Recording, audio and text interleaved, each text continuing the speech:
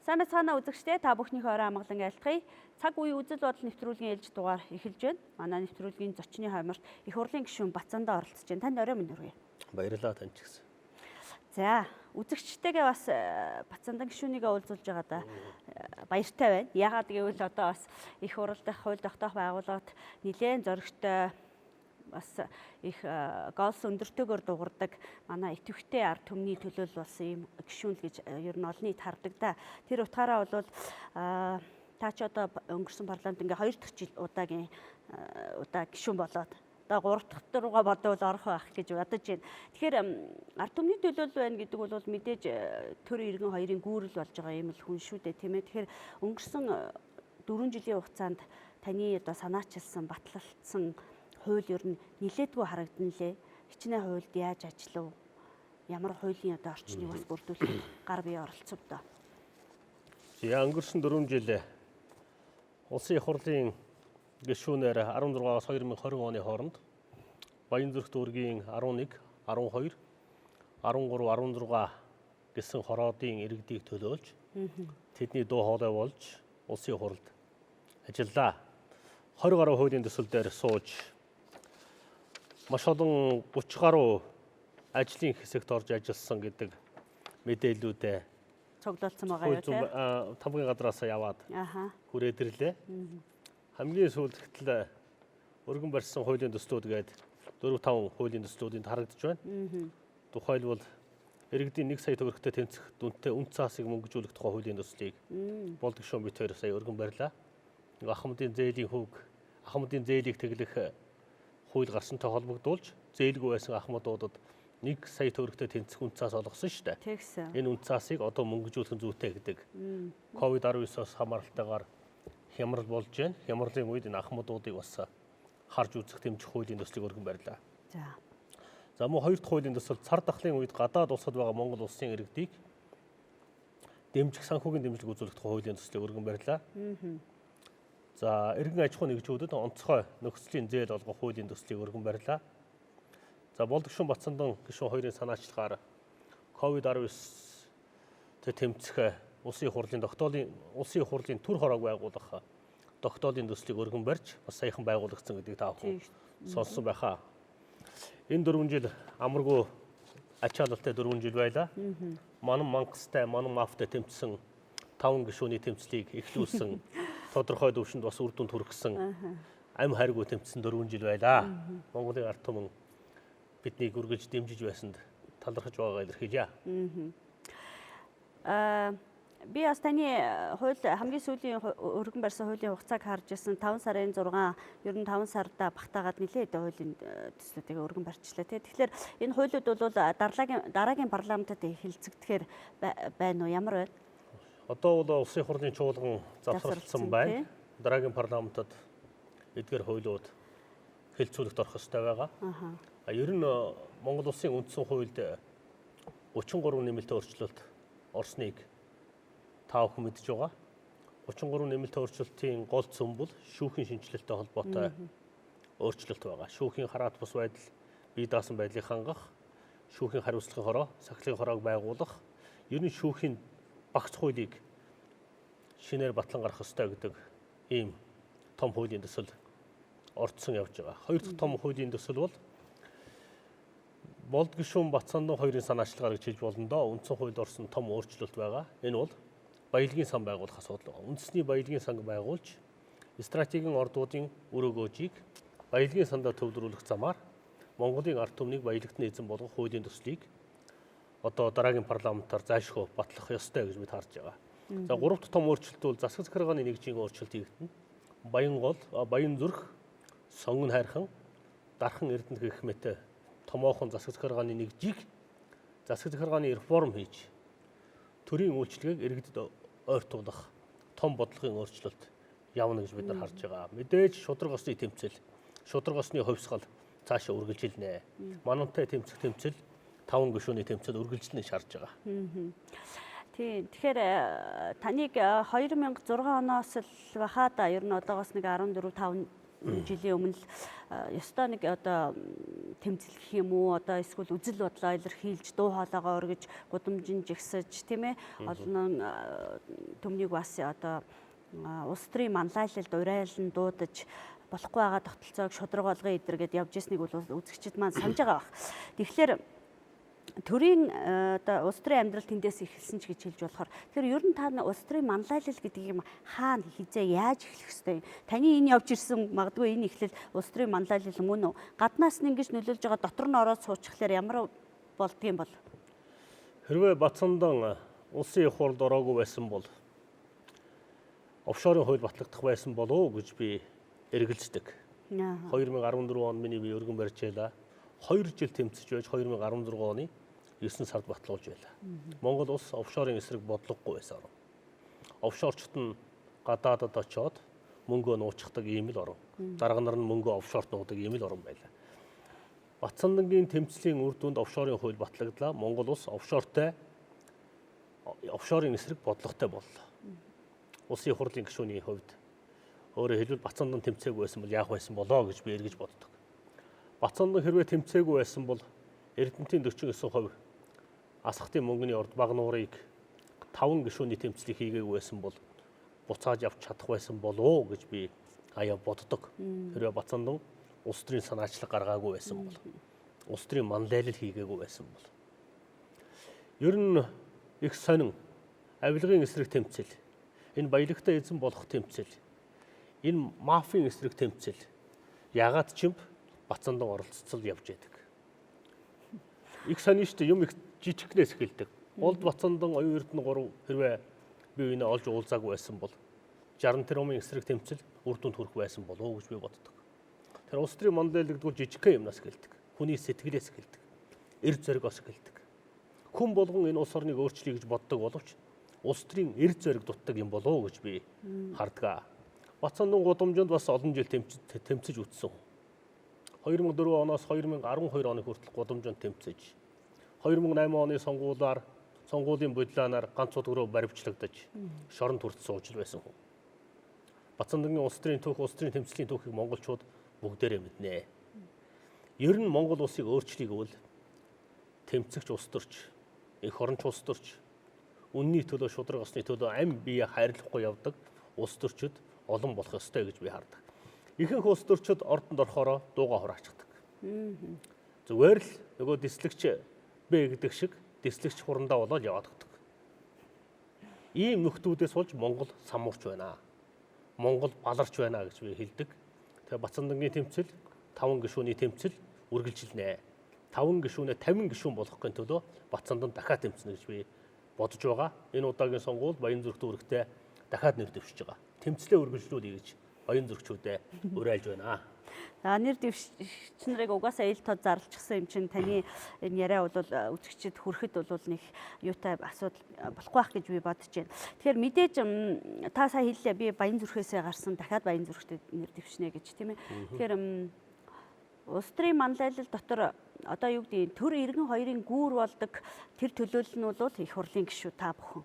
Тэгэхээр энэ гүүр болох ажлаа та сая хэллээ шүү дээ их хурл дотор орохоор амигчдаг, дуугаа намсгчдаг тий үзэл бодлоо бас ингэ чөлөөтэй илэрхийлж чадхаа болждаг, магадгүй нөгөө шударгаасаа умартчдаг ч юм уу тийм байж болох талтай. Та бол улам чанга дуурах ёстой гэж боддог уу эсвэл Гэхдээ хүн ажиллаа хийвэл сэтгэл зүрхнээсээ хийх ёстой. Ер нь сэтгэлээсээ хийхгүй байгаа ажил бол ямар ч үр дүнд хүрэхгүй. Батзандан Эрдэнэтийн 49% асуудал дээр тогтоолын төсөл бариад явж байхад тагнуулын дарга нь өрөөнд орж ирээд чи над тогтоолын төслөө өргөн барихаа хойшлуулахгүй бол оронд чинь ухан шүү гэд хэлээ сууж идэг шүү дээ. Ийм л сорилтын дундуур улс төрч хүн явдаг юм аа. Хэрвээ улс орноо жинхнээсээ аврыг гэж байгаа бол хүнд замыг туулнаа. Дайралт товтлогоо шүүмжлэл гүтгэлгийг туулах ёстой. Улс төрийн зам нь бол улс төрийн тэмцлэгдвэл амархан зам биш ээ. Зүгээр нэг энгийн ажил биш ээ. Энэ бол эр зоригийн тулаан. Энэ бол эх орон сэтгэлийн тулаан. Монголоо аврах уу алдах уу гэдэг торгон агшин дээр монголчууд ирсэн байгаа гэдэг хэлмээр байна. Батзандан хэмбэ гэдгийг сайнаар нь ч муугаар нь ч монголчууд бүгдээрээ мэднэ. Батзандан тэмцэх ёстой гэж хэрвээ баян зүрхчүүд үзэж байгаа бол би цаашаа тэмцэхэд бэлэн байна. Батзандаа одоо болноо. Манангийнхан чинь улс орноо цаашаа аваад явгаа гэж хэлж байгаа бол бодож байгаа бол би бас зогсоход бэлэн байна. Миний хувьд Монголын мянган иргэд Батзандан 5 гишүүн цаашаа тэмцлээ үргэлжлүүлээрэ гэж захиж байгаа загсан учраас энэ жил дахиад баян зүрхт үүрэгтэй нэр дэвшиж байгаамаа. Ер нь Монголын улс төр ийм одоо таны хэлж байгаа шиг тийм их тэмцэлтэй хатуу ширүүн хүнд юм уу? Эсвэл дэлхийн парламентын засаглалтай бүхэл улс оронд үнэхээр юу гэдэг улс төр нь угаасаа ийм халуун айхтар хүнд хэцүү байд юм уу? Монголын улс төр бол өнгөрсөн 30 жилийн түүхийг харах юм бол энэ улс чинь үндсэндээ дампуурлын байдалд орчихсон орн шүү дээ. Энэ улсыг чинь манан бүлэглэл удирдаад дампууруулчихсан юм аа. Улсынх нь өрийн хэмжээ 30 тэрбум долларт хүрчихсэн. Засгийн газрын өр нь 7.5 тэрбум долларын өртөө. Өнгөрсөн 30 жил 2 нам ээлжилж Монголыг удирдсан. Зүгээр жил болгон тэрбум долларын өр тавьж Монголыг ийм байдалд оруулсан. Цааш нь би Монгол орны нөхцөл байдлын тухай ярив. Монголд 13 төрлийн хямрал нүүрлэлчээд байна. Өрийн хямралаас гадна төлбөрийн тэнцлийн хямрал гэдэг хямрал бий болсон. Төлбөрийн тэнцлийн хямрал. Өнөөдөр гадаад худалдааны алдагдал энэ оны эхний 4 сарын байдлаар 144 сая доллар хүрчээд байна. Төсвийн алдагдал одоо 4 их найд төгрөг рүү орж байна. Сүүлийн 3 жил дараалж 2 их найдын алдагдaltaй төсвийг Монгол улс баталлаа. Зүгээр улсаа бид үндсэндээ өрөнд оруулаад дууссан шүү. 2 нам ээлжилж Монголыг удирдахдаа өр тавьж удирдсан. Ийм мэдээлэл бий болсон. Нэг намынх нь итвэхтэй гишүүн байсан шүү дээ бас. Би дандаа сөрөг хүчин байсан. Арчилсан намын гишүүн байсан. Арчилсан намаас хөөгдсөн гишүүн байгаа. Энэ буруу бодлогыг шүүмжилснийхаа төлөө, энэ завхарлын эсрэг тэмцснийхаа төлөө би арчилсан намаас арчилсан намын ээгэр ихэсэн дарга нарт хөөгдөж өнөөдөр шинэ намаа байгуулад явж байна. Банкны салбарын хямралыг танд харуулъя. 200 тэрбум төгрөгийн алдагдaltaй гарсан байна. Өнөө банкны салбарууд. Банкны монопол тогтолцооноос болоод банк санхүүгийн салбар үндсэндээ дампуурлын байдалд очсон. Цааш нь хөрөнгийн биржийн хямрал, нийгмийн даатгалын сангийн хямрал гэдэг 13 төрлийн хямрал Монгол улсад нүүрлчээд байна. Нийгмийн даатгалын сан өнөөдөр 17 их найдын алдагдaltaй болчиход байна. Үндсэндээ Монгол улс маш хүнд байдалд үрлээ. Ажилгүйдлийн хямрал, ядуурлын хямралаа бид нар ярих ёстой. Өнөөдөр ядуурл 76% нь огт хадгаламжгүй байна. Хүн амын 76% нь хадгаламжгүй байна гэдэг үз. Хүн амын 82% нь нэг өдрийнхөө одоо нэг сар амьдрах мөнгөгүй байна гэдэг үз. Өөрөөр хэлбэл хадгаламжгүй учраас Монгол улс 13 төрлийн хямралд Монгол улсад нүүрлчээд байна. Одоо энэ COVID-19 хямрал.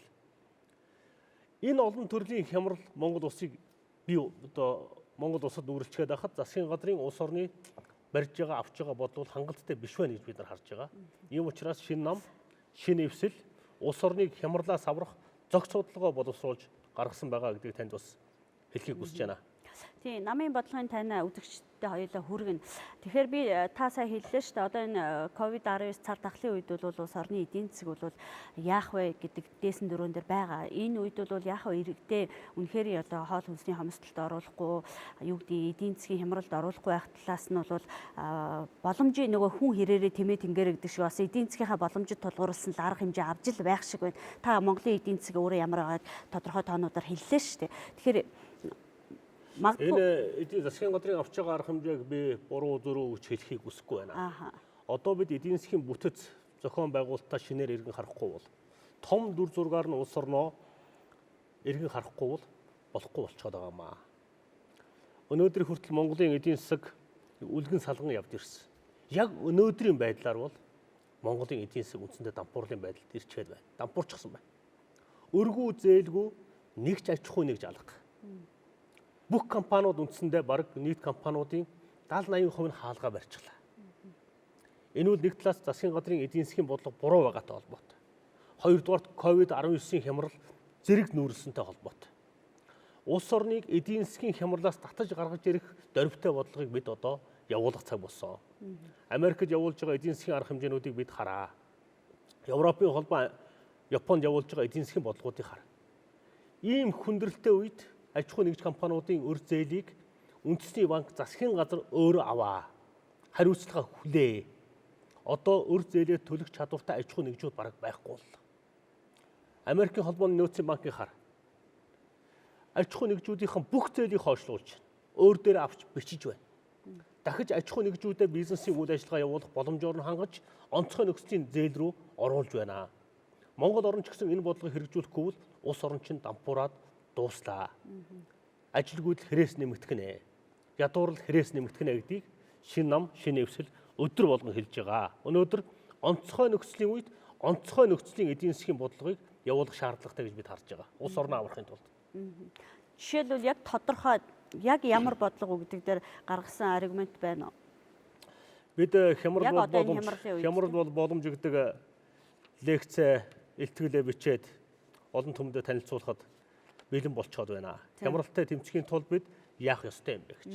Ганцхан жишээ хэлье. Дэлхийн улс орнууд хямралтай тэмцэхийн тулд үндэсний банкнд бодлогын хүүгээ тэгэлж байна. Өнөөдөр Монгол банк бодлогын хүүг дөнгөж 2 хувиар буулгалаа. Бодлогын хүүгээс чи хамаарч хадгаламжийн хүү өсөж бууж яадаг зүйл. Одоо тэгвэл хэд хүртэл буулгах боломжтой? Бид Монгол банк бодлогын хүүгээ тэглэхийг шаардж байгаа. Бүр тэгэл. За. Хадгаламжийн хүүг, зээлийн хүүг бид нар онцгой нөхцөлийн зээлийн хүүг гаргах, онцгой нөхцөлийн зээлийг аж ахуй нэгжүүдэд зориулж гаргах боломжийг банк санхүүгийн байгууллагуудад олгох ёстой гэж бид харж байгаа.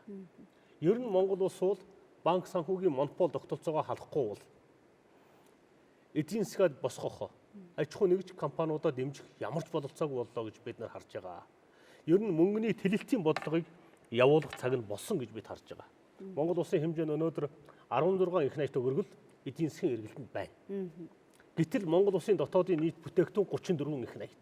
16 их найтаар 34 их найтын дотоодын нийт бүтээгдэхүүнийг үйлдвэрлэх боломж бол бараг байхгүй.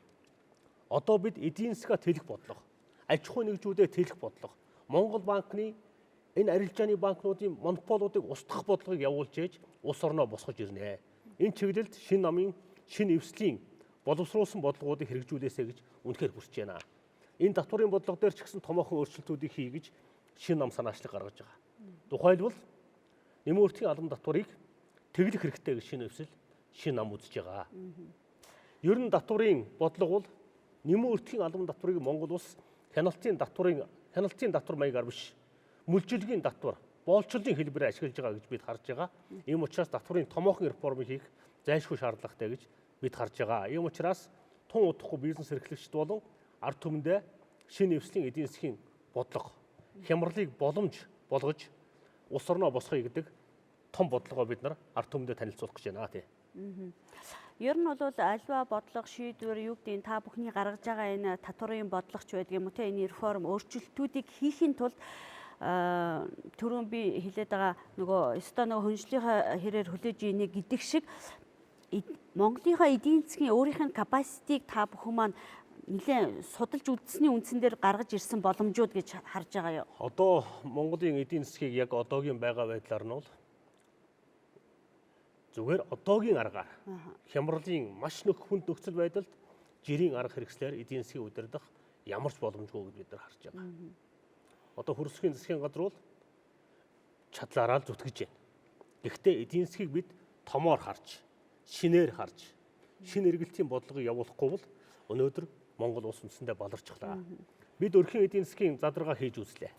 Хямралын үед Монголын 850 мянган өрхийн эдийн засаг дийлэнх нь алдагдалд орсон байна. Дунджаар нь аваад үзэх юм бол өрхийн эдийн засгийн алдагдал 760 мянган төгрөгт хүрч байна. Өөрөөр хэлбэл Монголын өрх айлуудын орлого нь зарлагаасаа хэд дахин бага байна гэсэн үг. Зарлага нэмэгдсэн байна. Өрхийн эдийн засаг зарлага ирсэн өндөр байна.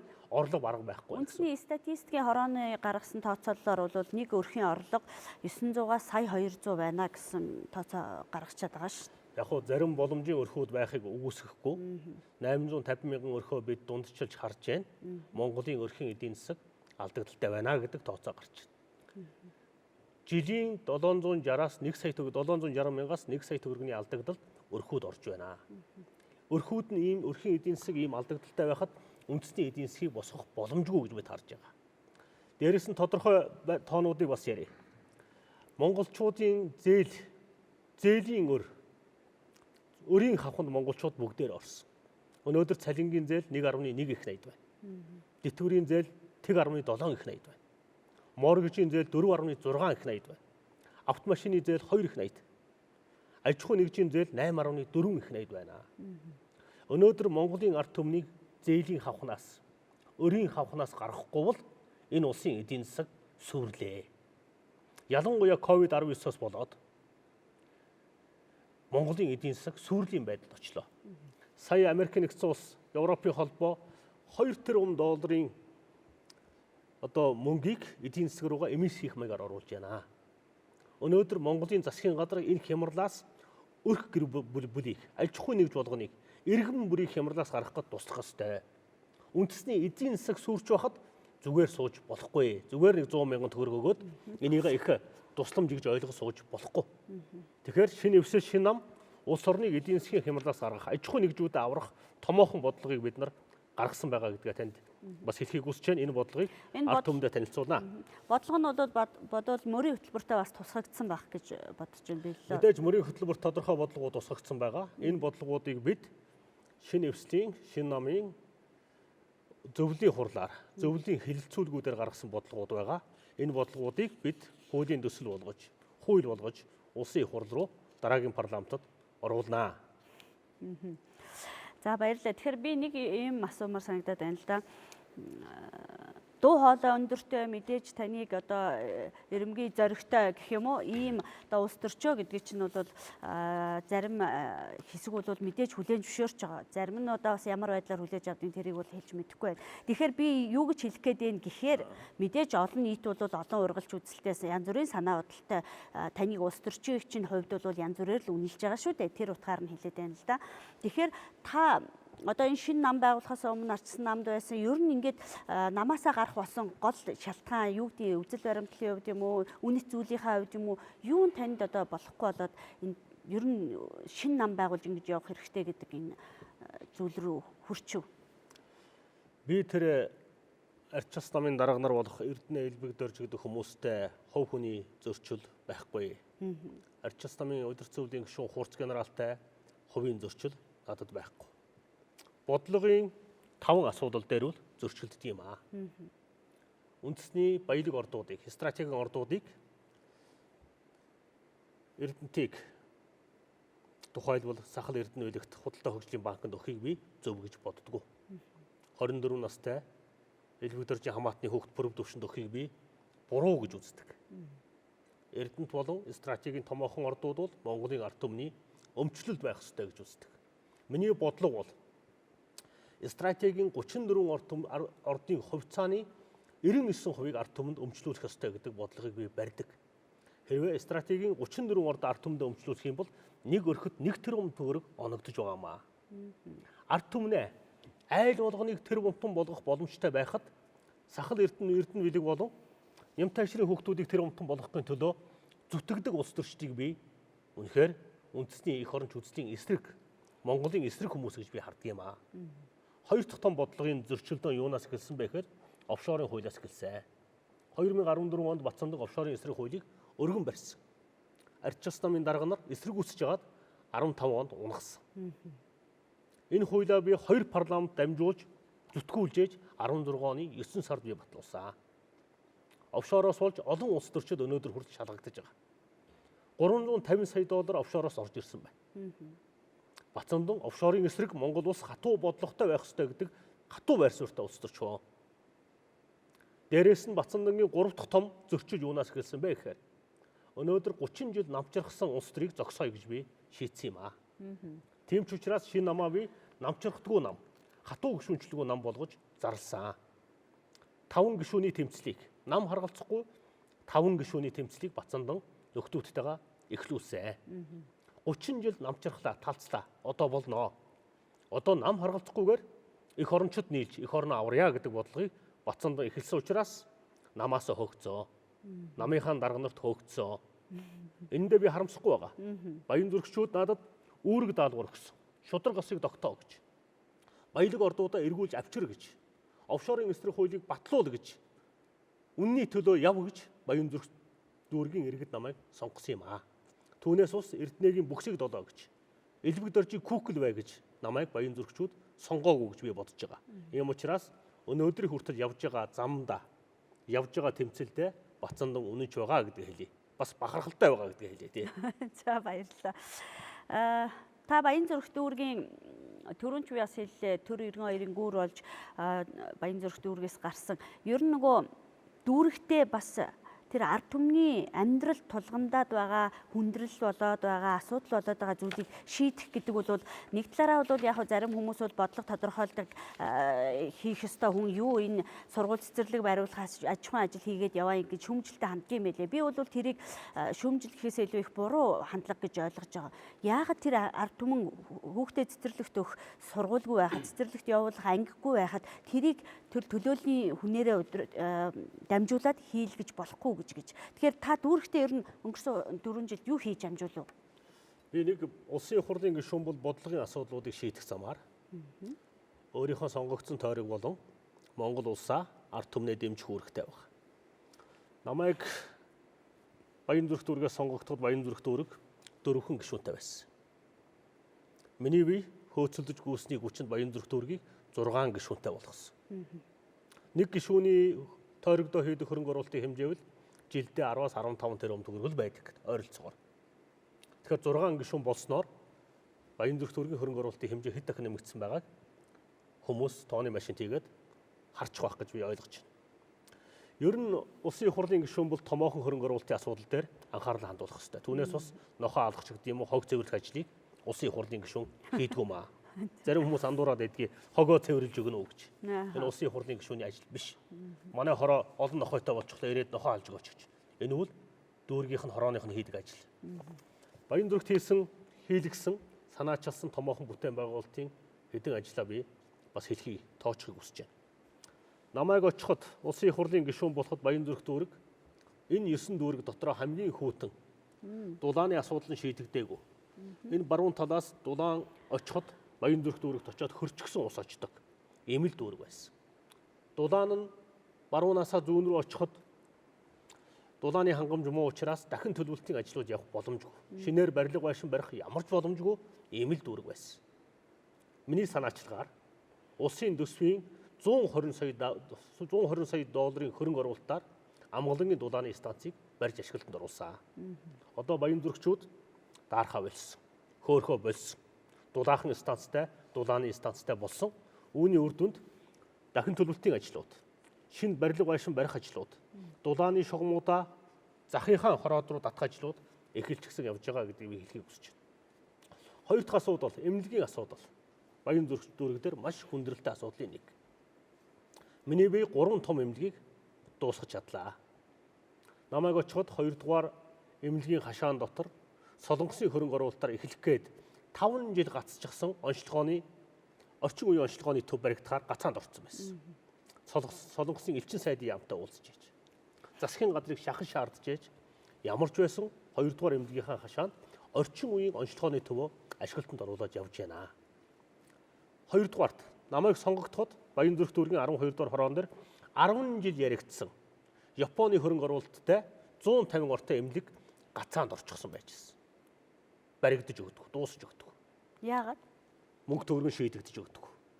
Миний бие улсын хурлын дарга Зандаа хогийн их болттой хамт Япон улсад айлчилж энэ эмнэлгийн хөрөнгө оруулалтыг бүрэн шийдүүлж өнөөдөр баян зүрх дүүргийн 12 дугаар хороонд Японы хөрөнгө оруулалттай орчин үеийн бүрэн тоног төхөөрөмжтэй цоо шин эмнэлэг ашиглалтанд орчоод ажиллаа эхэлж байна. Хажуудаа ангаахын сургуулийн одоо туршилтын эмнэлэг гэж оюутан багш нар тэнд ажиллах үүрэгтэй. 3 дахь том эмнэлгийн асуудал. Баян зүрх дүүргийн 13 дугаар хороон дээр төрх эмнэлэг гээд шаардлагатай байсан. Амгалан амаржих төрх эмнэлгийг бид 13 тэрбум төгрөгийн хөрөнгө оруулалтаар барьж дуусгасан. Өнөөдөр баян зүрх дүүрэг бол улсын төсвөр. Өнөөдөр төрхийн асуудал баян зүрхтэр эмэгтэйчүүдийн одоо төрөхөд хүндрэл гарах асуудал харьцангуй шийдэгдсэн гэж ойлгож байгаа. За 4 дахь эмнэлгийн хөрөнгө оруулалтын асуудал өнөөдөр 13 дугаар хороонд ахмадын болон хүүхдийн эмнэлгийн 6 тэрбумын төсөвтэй эмнэлгийн ажил өнөөдөр эхэлж байна. Өөрөөр хэлбэл 4-5 эмнэлгийн асуудлыг баян зүрх дүүрэг дээр шийдлээ. Олон сургууль цэцэрлэгийн асуудлыг бас дурдж ярьж болно. Намайг улсын хурлын гишүүн байхад нийт 20 гаруй цэцэрлэг баригдсан байна. Ганцхан жишээ хэлье. Урах наран хороолол гэж та мэдэх бах.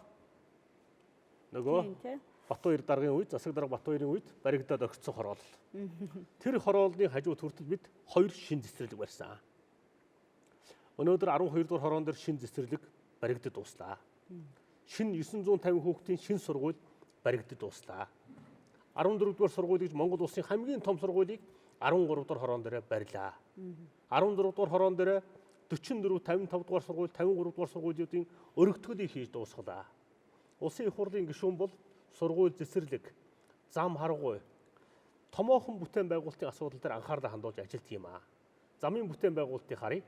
Сүүлийн 4 жилийн хугацаанд гэхэд Монгол улсын хэмжээнд хамгийн том өртөгтэй, хамгийн том замын бүтээн байгуулалт Баянзүрхт өргөт болж өнгөрч байна. Баянзүрхээс Налайхыг холбосон, Баянзүрхийн 11, 12 дугаар хороог дамжсан 4 урсгалтай замын бүтээн байгуулалт үндсэндээ хийгдээд дуслаа. 11 дугаар хороон дээр шинэ гудамж төслийг бас хэрэгжүүлсэн гээд олон ажлуудын тухай ярьж болно. Тэгээд энийг манай Баянзүрхт өргөн иргэд маань надаар хэлүүлэлтгүй сайн мэдж байгаа гэдгийг би хэлхийг хүсэж байна тийм. Мэдэрч бас дүүргээс сонгогдсон өөрсдийнхөө төлөөлөл болсон хүний хийсэн ажлаар одоо бахархдаггүй байх гэж бодоод байна шүү дээ тийм. Жижиг сажиг ажлуудыг би ярмааргүй байна. Энэ телевизийн алтан цагийг үрмээргүй байна.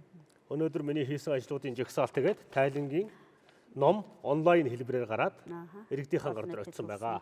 Одоо баян гишүүд шиг сайхан сэтгүүл гаргаж чадсангүй. Гэхдээ Facebook руу ороод онлайн хэлбэрээр гишүүнийхээ хийсэн ажлуудтай иргэд маань танилцах бүрэн боломжтой гэж харж байгаа. Цаг үеийн бодол нэвтрүүлгийнхаа бас зочны амралт урьсан зочдоосоо би нэг зүйлийг л асуугаад байгаа юм л да. Одоо айлангуяа ер нь бол сүүлийн үед бол улс төрчид үзэл бодол нэвтрүүлгээр орж үзэл бодлоо илэрхийлж байгаа нь бол үнэ. Одоо энийг бол үзэгчид бол хараад одоо зочны ярьцлагыг хараад мэдж байгаа бах. Тэгэхээр би танаас юу гэж асуух гээд байна гэхээр магадгүй одоо сонгуул гэдэг бол ард түмэнд олгогдсон хамгийн том эрх. Тэгээ энэ эрхээ эдлэхэд энэ жилийн сонгуульд бол одоо яста толгой эргэм гэдэг шиг одоо хин хинбэ гэдгийг ялахын аргагүй их олон бие даагч нар гарч байна. 15 6 нам оролцож байна. 4 эвсэл орж байна гэд ингээд ард түмэнд бол одоо сонголт хийхэд бол жоохон хүндхэн болох нь шиг байна. Тэгэхээр та зүгээр ийм улс төрдөх энэ манлайлал манад тест айгүй идэвхтэй байна уу юу гэдэг шиг. Одоо энийг ер нь зүгээр нөхцөл байдлын хувьд та бас ямар өнцгөөс тайлбарлах вэ? Бивэл сонгуульд их намууд орж байгаа гэж би харахгүй байгаа. За. Бүлэглэл, манангийн эсрэг хүч орж байна. Монголын төлөө хүч орж байна. Зүгээр л тойрог болгоны хар. Дислэгч баасан хүү шиг мянган дислэгч нар олон 10 дислэгч нар нэр дэвшиж байна. Зүгээр тоглоомын куклд энүүд. Бас хөвгөнд дислэгч гэж нэр өгч байна. Зүсээ хувиргаж байна. Би даагч гэдэг зүсээ хувиргасан 1-2 дислэгч тэнд. Ардын нам руу шургалуулсан дислэгч нар. Хөл хурандаа нар. Дүүрэг болгоны хар. Зүгээр манан мафийн гар хөлүүд намаас шургалж орж ирж байна. Би даасан дүртэй орж ирж байна. Өнөөдөр энэ удаагийн сонгуул бол Монголын ард түмний хувьд хамгийн өндөр сонор сэрэмжтэй байх сонгуул гэж бид харж байна. Дислэгч баасан хүү хурцаас мөнгө авч, бадамж унаагаас мөнгө авч яаж ажилтгийг бид нар сая задарсан бичлэгээс харлаа. Энэ тухай би 2 жилийн өмнө олон түмэнд хэлж байсан. Энэ бол хоньны хонхрын хоргол юм а гэж. Ийм хүмүүсээс болж Монголын төр сүрч байгаамаа. Гадныханд худалдагдсан. Бүлэглэлд худалдагдсан. Манан мафийн гар хөл болсон. Ийм хүмүүсээс болж Монгол сүрч байгаа.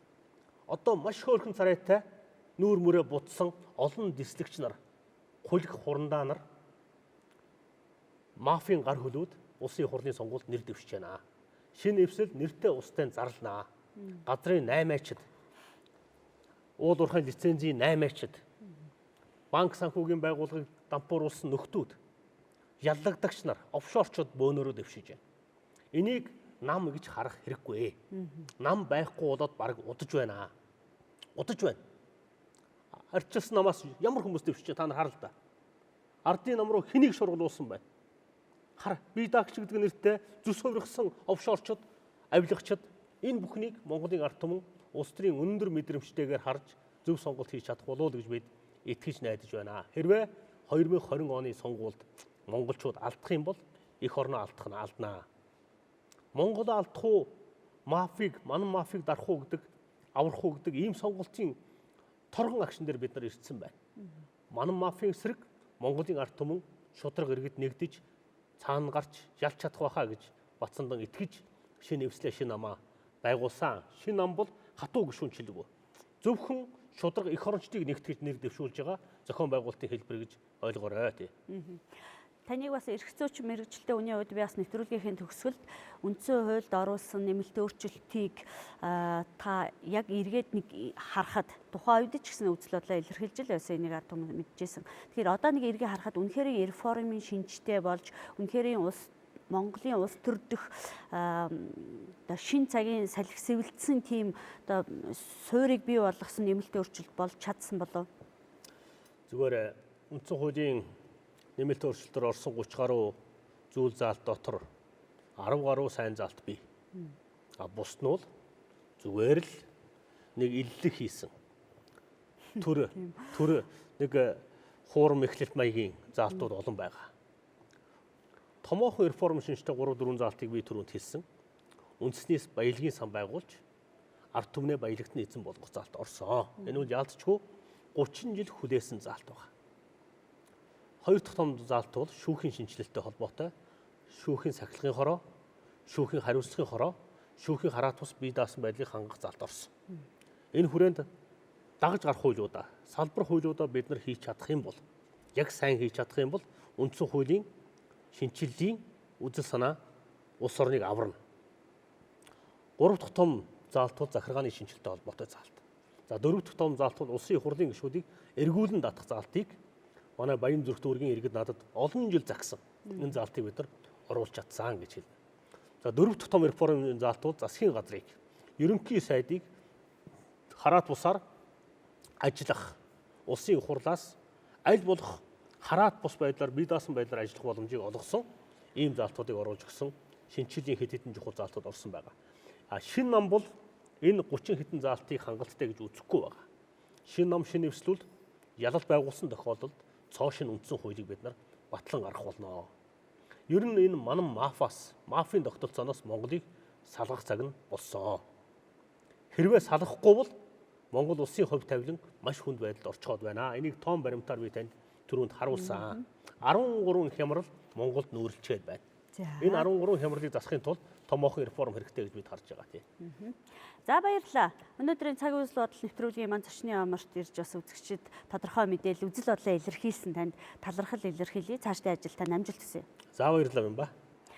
Ингээд үзэгчдээ манай өнөөдрийн цаг үзэл бодол нэвтрүүлгийн зочны амарт улсын их хурлын гишүүн Батзандан оролцлоо. Дараагийн дугаараар үзье. Баяр та үзэгчдээ.